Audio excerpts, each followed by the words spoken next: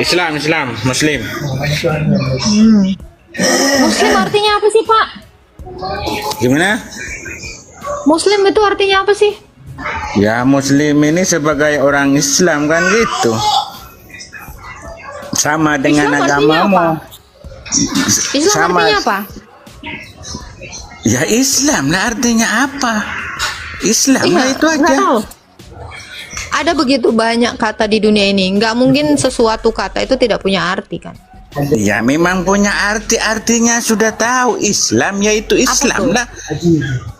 Islam adalah Islam. Gimana itu Islam adalah Islam? Artinya apa lagi Mbak? Nanti saya mau tanya balik sama Mbak Agatha nih. Anda kan Kristen. Terus artinya Kristen apa? Pengikut Kristus. Ya sama lah, kita punya Tuhan Allah. Loh, jangan disamain. Tuhanmu nggak jelas kok sama-sama. Bingung aja. Tapi pengikut Islam dan pengikut Allah. Kami pengikut Kristus, makanya Kristen. Kami bukan dikatakan Islam, pengikut Allah.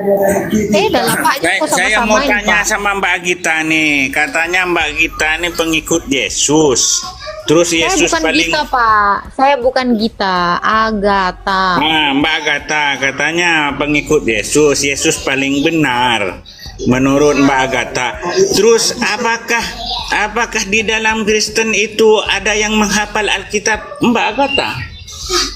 Fungsi menghafal apa, Pak? Ya menghafal Alkitab tanpa membaca, tanpa menengok. Enggak, Apakah saya ada? tanya, menghafal itu fungsinya apa?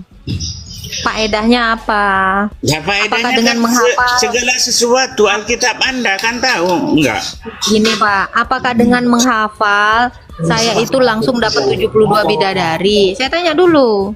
Ini faedahnya apa? Kalau menghafal itu tidak bikin kau mati, ya saya hafal. Masalahnya sudah menghafal tapi nggak bisa membuat saya tetap hidup 2000 tahun ya? Apa benar? Jawab atau bisa atau enggak menghafal Alkitab Anda itu di dalam Kristen.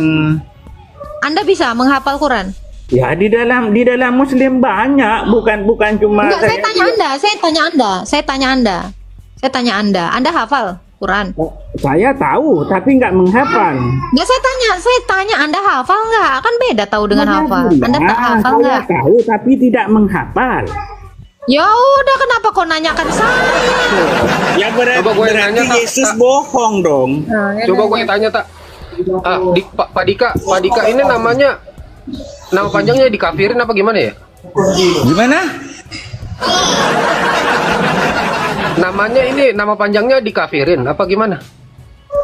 Ya, nyambangnya di kafe. Anda sudah minum obat ke belum? Anda nggak lihat? Oh, ya Anda udah, ya. nggak tahu baca nggak? Oke, tadi kan Bapak bilang, Anda bilang kalau Anda itu tahu ayat Al-Quran. Nah, Itu di mana, terus? Pak? Kalau Rasulullah dikatakan orang gila itu di ayat mana ya? Siapa yang bilang? Anda yang bilang atau saya yang bilang itu? Al-Quran yang bilang, Pak. Kapan Al-Quran? Kapan? Anda kan bukan Muslim, Anda kan tak tahu. Kok bilang gitu? Loh, yang tahu itu saya, bukan Anda. Ya saya tanya, ada nggak di Al-Quran Aduh. seperti itu? Ya Anda tanya, terus walaupun Anda tahu ngapain tentang agama saya, kan gitu. Pak Dika, bentar dulu. Yang dikatakan Juni tadi ada di dalam Quran, ini saya bacain ya. Al-Hijr ayat 6. Nabimu memang dikatain gila. Mau saya bacain? Mau saya bacain nggak? Iya bacain, kalau Anda tak tahu baca Al-Quran enggak? Kamu? Anda tahu? Anda tahu? Loh, ya saya Muslim mesti tahu lah. Oh ya udah, kalau gitu silakan baca. Terus ngapain mau bilang sama kamu mau baca? Itu kan pribadi saya. Anda kan Kristen, Anda kan kafir, kan nggak tahu apa-apa tentang agama Islam. Oke, kalau gitu saya tanya, kenapa Nabi Muhammad dikatakan Allah gila di dalam Al-Hijr ayat 6? Itu kan Nabi saya. Bu apa tanya Saya tentang nanya, Nabi? kan makanya saya Saya nanya, pengikutnya. sama Lu ada Anda. siapa? Antrum tak, dia baru tanya satu ayat dong, dia tantrum. Ya jadi gini loh Pak, Ya. makanya kan gini, enggak. Saya fokus dengan pertanyaan Anda dari awal ya. Ketika Anda bertanya, apakah Kristen itu menghafal? Ditanya sama Agatha dan dijawab sama Agatha, buat apa Dijawabnya di mana? Saya mau tahu. Ada Iya. enggak? Itu aja jawabnya. Iya. Ada atau tidak? Itu Jawabannya jawabannya. untuk apa? Untuk apa kami yang orang Kristen menghafal? Untuk apa? Tujuannya apa menghafal? Iya kan Ada aja bilang. Ini gua jawab. Romo saya hafal Alkitab bahasa Yunani juga. Dia tahu. Gimana? Romo saya hafal. Gimana? Kita buka mute-nya nggak? Bapak ini. Ada sih. Oke. Romo saya tuh hafal Alkitab. Gimana? Bahkan bahasa aslinya dia tahu. Gimana?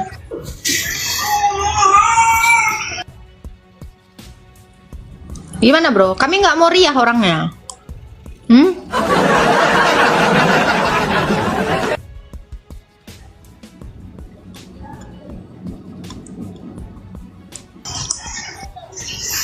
Gimana?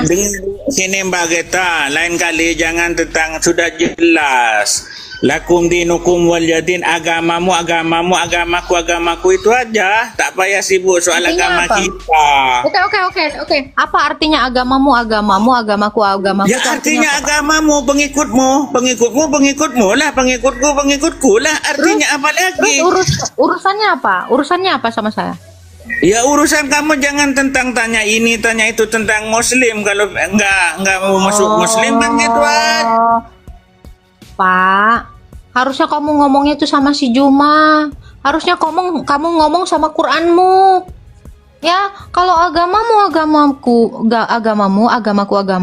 jangan dong dibilang Isa sama dengan Yesus.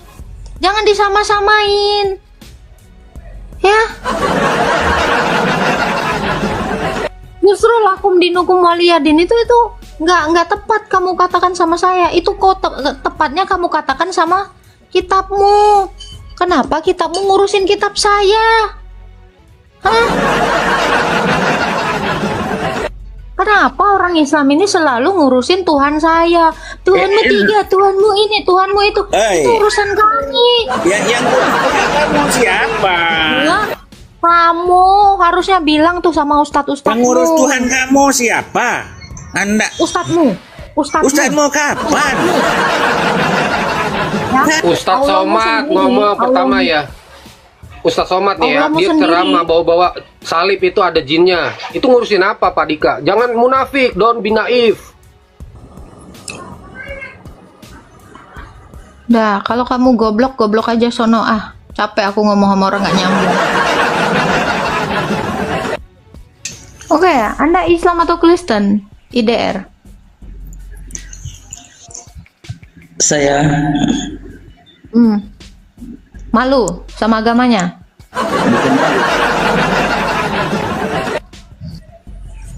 Islam. Nah, gitulah. Silakan mau bertanya apa, Bro? Pengen gabung aja. Power Ini Ranger. bukan RCTI, Main gabung. Bang. Kalau mau bergabung dengan RCTI. Ini ada yang bilang gini, Jun. Umat sempak gitu. Saya mau nanya dong. Itu batu Hajar Aswad bisa nggak sih dijadi gantungan kunci? Nih saya bacakan ya. Bukan setiap orang yang berseru kepadaku Tuhan, Tuhan. Betul itu? Ya, betul. Kalau bukan setiap orang artinya apa, Bang?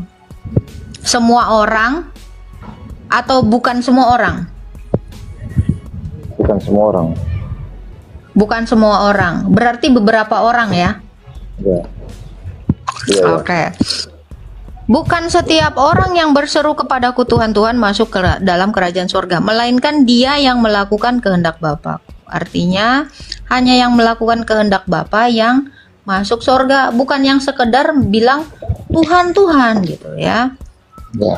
Pada hari terakhir banyak orang berseru kepadaku, Tuhan, Tuhan, bukankah kami bernubuat demi namamu dan mengusir setan demi namamu dan mengadakan banyak mujizat demi namamu, pada waktu itulah aku akan berterus terang kepada mereka dan berkata, aku tidak pernah mengenal kamu, enyah daripadaku, kamu sekalian pembuat kejahatan. Ini ditujukan untuk semua orang yang berseru Tuhan tetapi tidak melakukan kehendak Bapa. Itu. Jadi ini untuk siapa? Ini untuk orang Kristen. Orang Islam itu nggak manggil Yesus Tuhan. Ini yang manggil Yesus Tuhan. Tetapi dia apa? Melakukan kejahatan. Meskipun dia bernubuat, meskipun dia mengusir setan, tetapi dia mengajarkan sesuatu yang sesat. Kata Tuhan Yesus apa? Kamu pelaku kejahatan. Aku tidak mengenal kamu. Itu. Jadi kalau kita sudah percaya kepada Kristus, jangan pula kita sesat, mengajarkan yang salah, mengajarkan yang tidak diajarkan para rasul. Ini maksudnya. Jadi nggak bisa orang Kristen itu cuman manggil Tuhan Yesus, Tuhan Yesus, Tuhan Yesus, tetapi dia melakukan kejahatan. Itu nggak masuk dalam kerajaan surga. Yang masuk dalam kerajaan surga itu adalah orang Kristen yang taat. Fix, no debat, no kecrot. Itu jawabannya, Pak. Iya. Kalau untuk poin utamanya kehendak Bapa itu yang seperti apa itu, Kak? Kehendak Bapa apa yang diperintahkan Yesus? Nih, di dalam Alkitab dikatakan, kehendakku adalah melakukan semua perintah Bapa. Nih, ada ayatnya. Ya. Jadi kehendak Bapa itu apa yang diajarkan Yesus? Apa yang diajarkan Yesus? Karena kenapa? Karena apa yang dikerjakan Bapa itu yang dikerjakan anak. Apa yang dikerjakan anak itu pula yang dikerjakan Bapa. Karena baik Bapa maupun anak satu dalam satu hakikat Allah. Oh iya. Iya. Jadi apa 10 perintah Tuhan itu ya, 10 hukum Taurat itu, ya itu harus kita lakukan. Jangan berzina, jangan mencuri, jangan bersaksi dusta, jangan mengingini milik sesama, jangan tidak menghormati orang tua, ya, apalagi mencabuli bocil, jangan. Ya, menyembah ilah lain. Untuk 10 hukum Taurat, apakah itu sudah disederhanakan di Perjanjian Baru dengan hukum kasih? Sederhanakan gimana? Maksudnya sederhanakan kayak gimana? Maksudnya kan pernah saya lihat di ayat Alkitab dikatakan bahwa 10 hukum Taurat itu sudah disederhanakan di dalam hukum kasih. Nggak ada tulisannya disederhanakan. Justru lebih detail sekarang di hukum kasih. Misal dulu jangan berzina, ya kan dikatakan jangan berzina, tapi di hukum kasih kita memandang aja dengan pikiran kotor itu sudah berzina. Justru lebih detail di hukum kasih gitu loh. Jadi gini Pak, kan ada di dalam Alkitab kan, ada seorang murid Yesus yang berkata gini, Guru, apakah hukum yang utama dan yang terutama di dalam kitab Taurat? Ya, kasihilah Tuhan Allahmu dan kasihilah sesamamu. Ya, dari dua hukum yang utama dan terutama ini tergantung seluruh Taurat. Apa maksudnya? Ketika kamu mengasihi sesamamu, kamu tidak akan mencuri darinya. Ketika kamu mengasihi sesamamu, kamu tidak akan mengambil istrinya atau suaminya. Ketika kamu mengasihi sesamamu, kamu tidak akan bersaksi dusta. Ketika kamu mengasihi Allahmu, kamu tidak akan menyembah ilah lain, apalagi menyembah hawa nafsumu. Ya, ketika kamu mengasihi Allahmu, kamu itu akan juga menuruti kehendak Bapamu, kan gitu. Jadi nggak ada disederhanakan. Justru kasihi Tuhan Allahmu dan kasih sesamamu ini adalah pokok utama dari semua perintah itu, dari semua hukum Taurat itu. Jadi itu maksudnya bukan disederhanakan, justru Yesus itu menggenapinya. Dijelaskan lebih dalam lagi sama seperti yang dikatakan Juni. Nih contoh ya, jangan membunuh. Yesus menerangkan apa? Jangan membenci. Membenci itu sudah membunuh. Yesus menjelaskan itu. Kenapa? Karena dari benci timbul dendam. Dari dendam timbul keinginan marah untuk menghabisi nyawa seseorang. Kalau seseorang sudah ingin menghabisi nyawa seseorang yang lain, berarti dia sudah tidak mengasihi sesamanya. Jadi bukan artinya ditiadakan, melainkan digenapi. Kalau dulu di dalam pandangan orang Yahudi, jangan membunuh itu artinya apa? Ambil pisau, tancap, ces. Itu, jangan melakukan seperti itu. Tetapi lebih dalam lagi Yesus mau menerangkan, ketika kamu membenci, kamu sudah membunuh. Kenapa? Karena itu tadi. Begitu pikiran jahat itu timbul dalam hatimu, dalam pikiranmu, meresap dalam hatimu, dan itu berbuah, melahirkan kematian. Nah itu. Jadi bukan disederhanakan, lebih diperdalam justru. Oh iya. Ya, tadi Bro itu bagus itu menerangkan. Bukan disederhanakan ya, apalagi disempurnakan. Enggak, yang ngaku-ngaku disempurnakan itu apa? Di sini udah lebih sempurna loh, di hukum kasih. Iya. Ya, itu tadi betul yang dikatakan si Juni ya. Jangan berzina. Kalau dulu di dalam pikiran orang Farisi, orang Yahudi, jangan berzina itu apa? Kamu belum menikah atau kamu tidur dengan pasangan orang lain itu berzina. Tetapi Yesus ini menerangkan lebih dalam lagi. Ketika kamu melihat sesuatu, lalu kamu menginginkannya, itu kamu sudah berdosa. Karena dari pikiranmu kamu menginginkan, kamu berniat untuk melakukan sesuatu yang jahat ketika kamu punya kesempatan. Jadi nggak ada itu hukum Taurat itu ditiadakan, melainkan semakin digenapi dan diperkuat. Itu Pak. Jadi yang tadi itu ya, Matius 7 ayat 21, 22, 23 itu Pak. Jangan kita menjadi orang yang mengaku Tuhan kita Yesus, tetapi kita mengajarkan yang salah. Tetapi kita angkat dulu Pak, itunya teleponnya Pak. Gitu. Ya, jangan kita juga manggil Tuhan Yesus, tetapi kita melakukan kejahatan, memberitakan Injil yang berbeda dari apa yang diberitakan oleh para rasul. Nah itu tidak benar. Even sekalipun kamu bernubuat, mengusir setan, menyembuhkan, tetapi ajaranmu salah, Tuhan Yesus bilang apa? Kamu pembuat kejahatan, aku tidak mengenal kamu. Jadi hati-hati dengan ajaran sesat. Itu konteksnya. Betul ya Bro Jun? Iya, betul. Bentar ya, makan dulu. Siap. Itu Pak. Jadi konteksnya itu adalah untuk pengajar-pengajar sesat. Ada lagi Pak Nathan yang mau ditanya. Sil, mungkin ada yang mau kami sampaikan Sil? Si Sylvia sinyalnya nih apa? 1 bar. Enggak Kak, aku lagi balas-balas si Irwan di bawah. Irwan naik aja lah daripada jadi keyboard warrior. Naik aja Irwan. Oke. Ada lagi Pak yang mau ditanyakan Pak?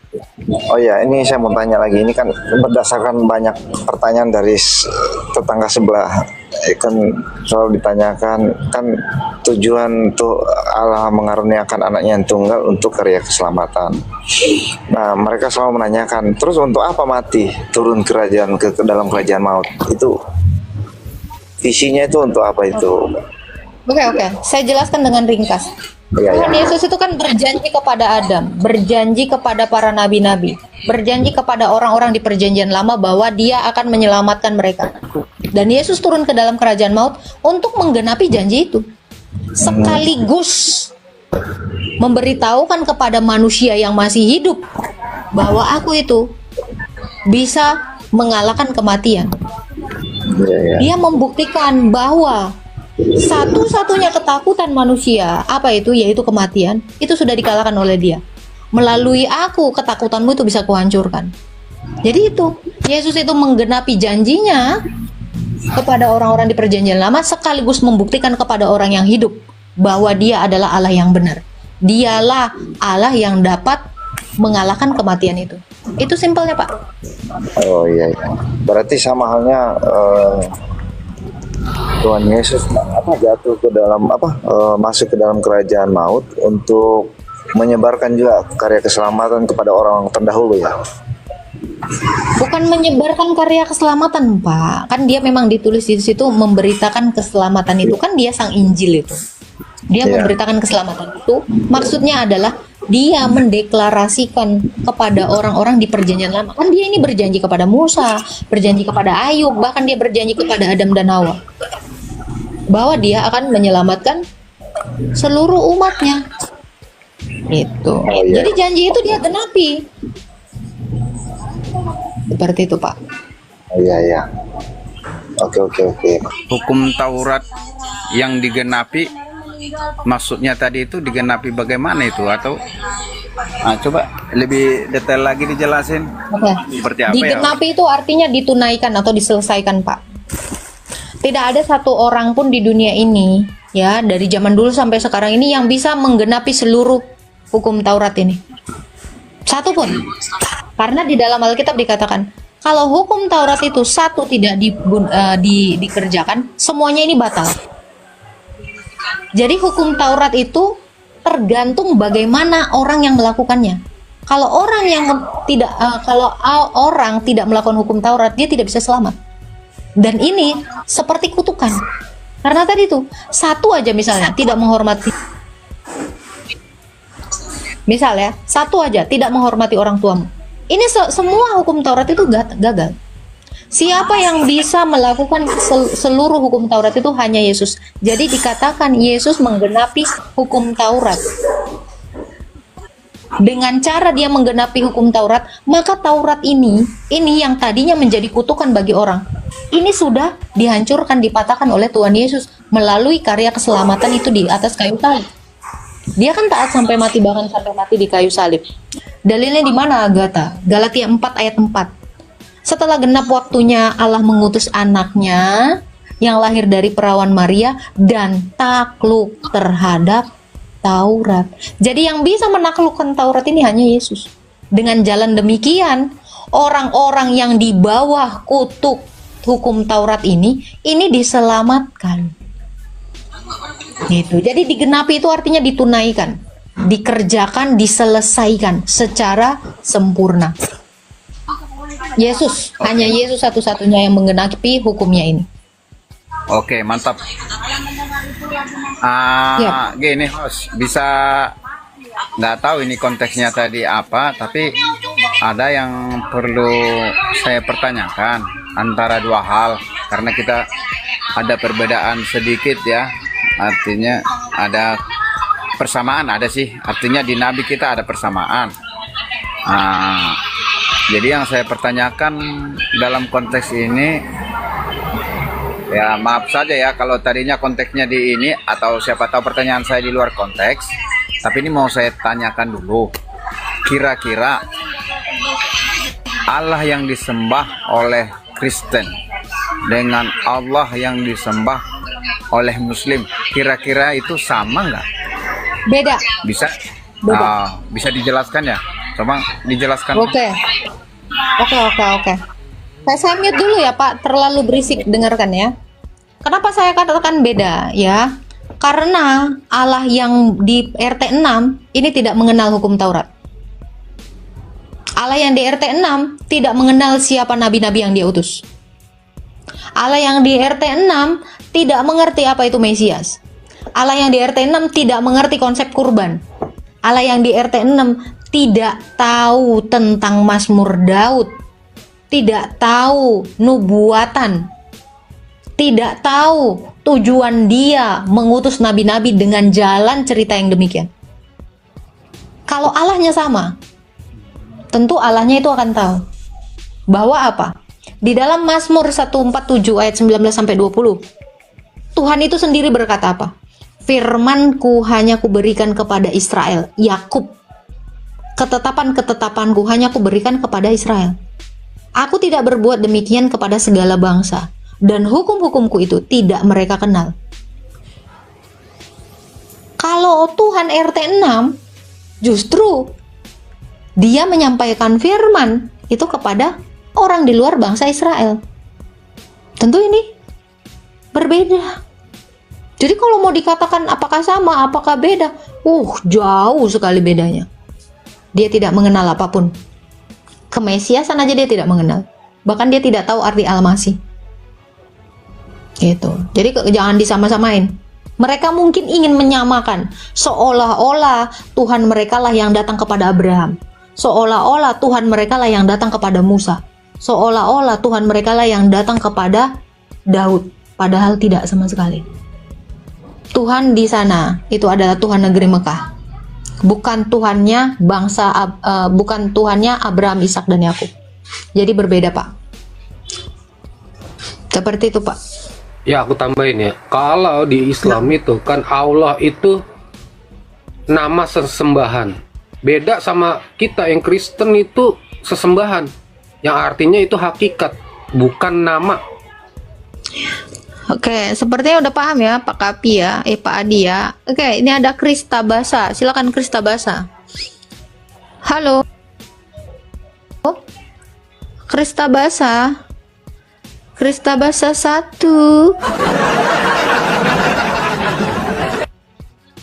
Oke, mungkin hostnya takut sama gua. Iya dah, biar lu seneng aja. Bukan di kick, iya. Ini kalau nggak ngomong di room saya, ya saya kick. Kayak jangan cosplay jadi Hajar Aswad di room saya ya. Nggak bisa ngomong ya. Ini kan beda. Hajar Aswad itu belum pernah saya lihat bisa ngomong. Yang bisa mengucapkan salam sama Nabi itu batu yang lain. Oke, sapu. Silakan sapu. Selamat Ini siang. aneh ya. Lontong sayur rasa kunyit. Pusing kepala gua, kunyit banget. Selamat siang. Selamat Selamat pagi siang, Pak menjelang Sapu. siang. Ya. Gimana Pak? Bapak Islami Kristen, Pak? Ya, saya Islam, saya Islam. Iya. Apa Pak yang mau ditanya, Pak? Iya. Ini topiknya aku tengok Yesus adalah Allah. Kenapa? Jadi Yesus adalah Allah itu sendiri. Berarti kalau Yesus disalib, Allahnya disalib. Pak, dikatakan Pak, kalau gini, saya pakai perbandingan ya cara jawabnya. Al-Quran itu Allah apa tidak, Pak? Tidak. Kitabullah, Tidak. kitabnya Allah. Iya, firman Allah bukan? Iya, firman Allah. Firman Allah, Allah bukan? Bukan. Bukan, berarti ada berapa Bukan. Allah? Jadi begini Bang, kalau firman itu perkataan Allah, kalau sabda perkataan Nabi, kalau Ya tidak udah, perkataan Anda bukan. Jadi nggak ada, sama saja semua. Jadi itu hanya Ini saya bicara dengan sebatas, siapa? itu hanya sebatas Bentar, saya penggolongan bicara kata dengan di siapa, dalam Pak? bahasa Indonesia. Oke. Ngomongin bahasa Indonesia. Saya bicara dengan siapa? Dan sapu jagat. Oke, sapu jabat ini suaranya. Ya, sapu jagat ini suaranya gimana? Loh, Maka ini siapa? terlalu Ini sapu bodohlah jagat. kita orang Loh, Indonesia perkataan dikatakan sapu itu jagat apakah suara ternyata itu adalah sebentar. Perkataan sapu jagat ternyata sapu jagat. Iya, gimana ya?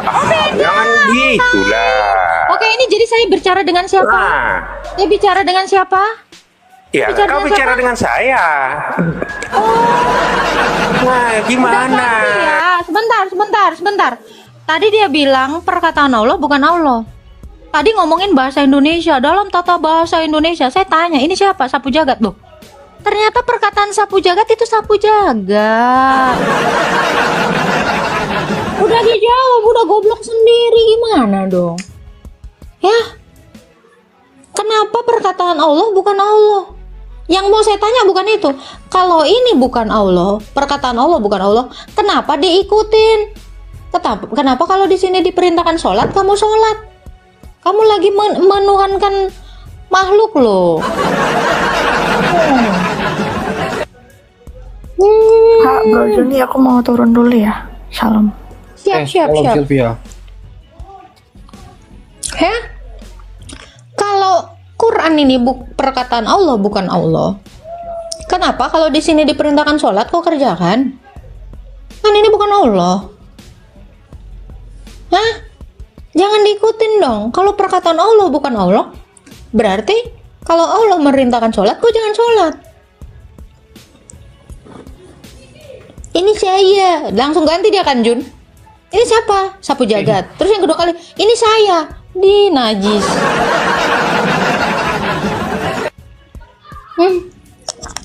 Anda cocoknya jadi sapu taman.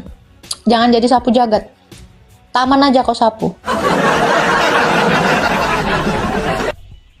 Segitu aja kok udah pingsan.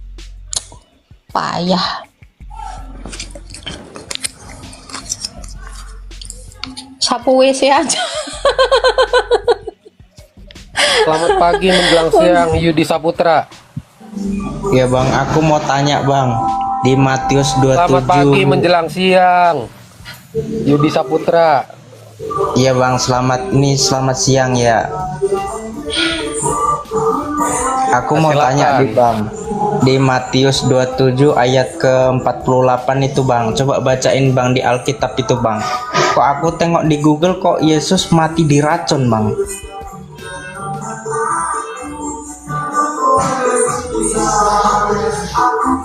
Kalau di Alkitab kayak gitu juga nggak? Sama nggak kayak di Google? Oke, Bang. Saya kitab suci kami itu Alkitab, bukan Google. Maksudnya liatin dulu Alkitabnya, coba aku pengen baca, betul nggak itu? Oh ya udah, silakan. Anda mau bertanya apa? Silakan. Mau nanya apa? Enggak, yang di Matius 27 ayat ke-48 coba bukain dong kak. Coba dibaca. Kan Anda mau bertanya. Masa nggak modal sih? Iya. Nanti kita jelasin. Oke, Anda baca dulu ya. Anda baca dulu di bawah, catet, baru ditanya. Di situ empedu apa? Cuka campur empedu ya? Apa namanya? Anggur asam dengan empedu. Ya, itu ada nubuatannya juga di kitab Perjanjian Lama ya, Jun ya. Halo, suara aku kedengaran nggak, Jun? Dengar. Mazmur 69 ayat 22. Iya. Dikatakan di dalam Mazmur itu apa? Anggur bercampur empedu kan?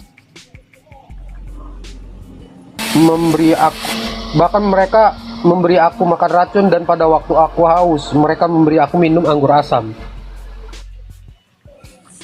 Racun? Bentar, Mazmur berapa? Coba 6922. Mazmur 922. Saya pakai Septuaginta ya. 9. Saya agak jijik 69. sama Mas Sore. Mazmur berapa? 69. 69.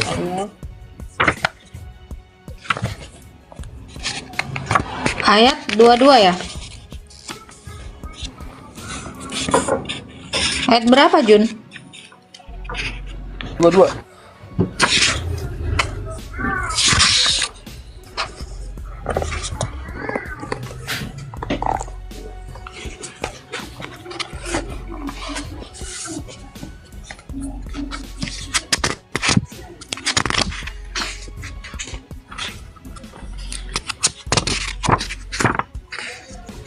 Ini ya, di dalam Perjanjian Baru apa dikatakan di mana tadi tulisannya, Jun? Matius 27 ayat 48, dan segeralah datang seorang dari mereka. Matius 27 ya. Ayat 48. Ayat 48. Nah, ini ketahuan ini. Kita pakai masoret. Matius 27 ayat 48.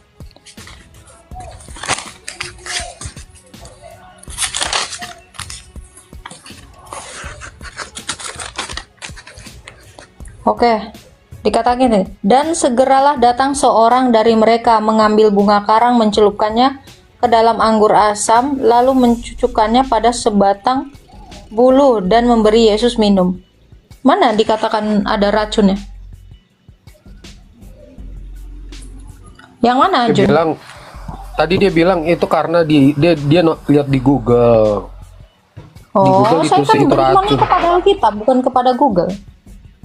Lukas 23 ayat 44 ya. Kita lihat di ayat yang lain paralel ya. Oh, Markus 15 ayat 33. Markus 15 ayat 33. Kalau nggak lengkap di situ ada di sini. Pada jam 12 kegelapan menutupi itu, nyaring berkata, lihatlah. Maka datanglah seorang dengan bunga karang, mencelupkannya ke dalam anggur asam, lalu mencucukkannya kepada sebatang bulu dan meminumkannya. Lukas 23 ayat 44. Lukas 23 ayat 44.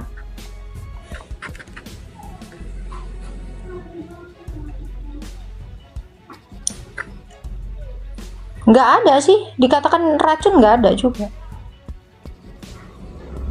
Kenapa dikatakan racun? Nggak ada di sini.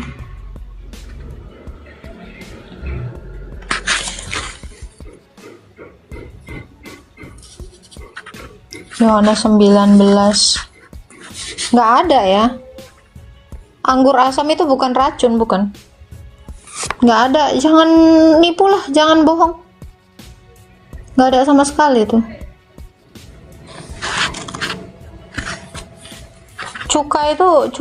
Anggur asam itu bukan racun, bukan.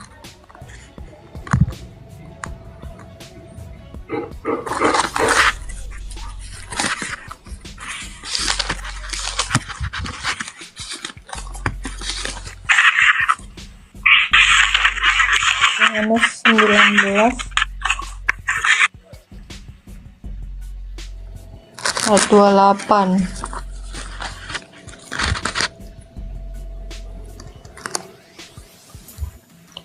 Nggak ada, penuh dengan anggur asam, nggak ada racunnya di situ. Bohong banget sih.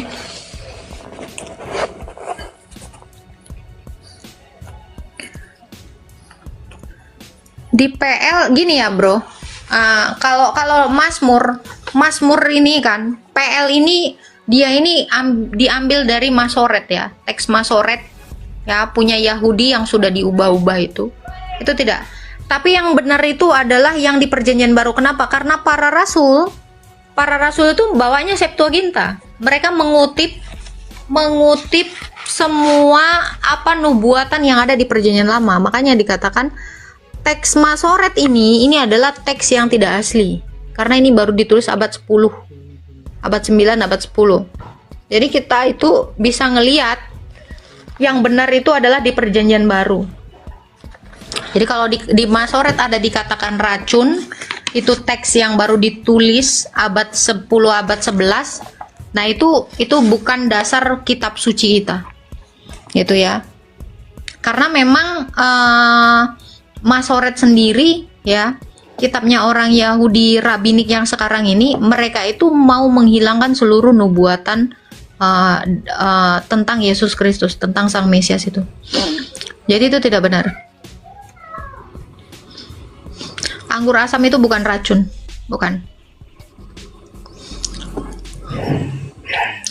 Oke, kita naikkan dulu nih. Yang bilang gua ngeles itu naik. Ngelesnya apa? Ngelesnya apa sih Matupang? Mazmur 69 nomor 22. Baca. Mazmur 69 ayat 22. Coba baca. Pada saat mereka memberi aku racun, dan pada saat aku haus mereka memberi aku anggur asam.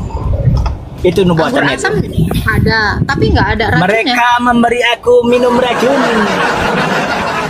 Nggak ada. Baca aja lah. Buka di kitabmu itu, Mazmur.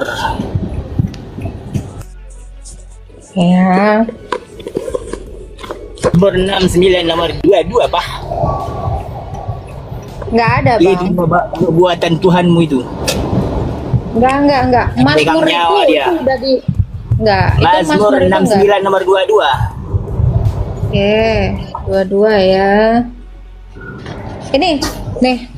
Mereka menyuapkan empedu untuk aku cicipi, dan mereka meminumkan anggur asam pada waktu aku haus. Nih, saya bawa Mazmur yang di Septuaginta ya. Nih. Saya punya Septuaginta, itu saya nggak pakai Masoret, maaf ya. Masoret itu terlalu menjijikan bagi saya. Itu sudah direvisi teruslah kitab suci mutu setiap bulan. Nih, direvisi. Nah, ada revisi ini. Dua-dua kan? Sabar, Dua-dua kan? Nih. Dia besok pun kau revisi pun tak masalah lah bagi kami. Minggu depan kau revisi lagi tak masalah lah. Kau bilang aja mereka memberi aku es krim Konelo. Pada saat aku haus dia memberikan aku Coca-Cola. Baca. Ini nih. Mereka menyuapkan empedu untuk aku cicipi, dan mereka meminumkan anggur asam pada waktu aku haus. Nggak ada di sini racun. teman-teman. Ini saya punya Nggak Mazmur. direvisi lagi Ini rupanya. Septuaginta ya. Harusnya gini, Jangan Iman Upang sampai pertanyaannya. Septuaginta. Dengar. Nggak direvisi lagi teman-teman. Besok Dengar. Ini Mazmur saya dari Septuaginta LXX. Saya nggak pakai ini Masoret yang menjijikkan ini. Ini Masoret. Ini teks dari Masoret. Ini banyak yang dihilangkan. Saya pakai Septuaginta. Ini kitab Mazmur yang dipakai oleh Tuhan Yesus dan yang dipakai oleh Rasul.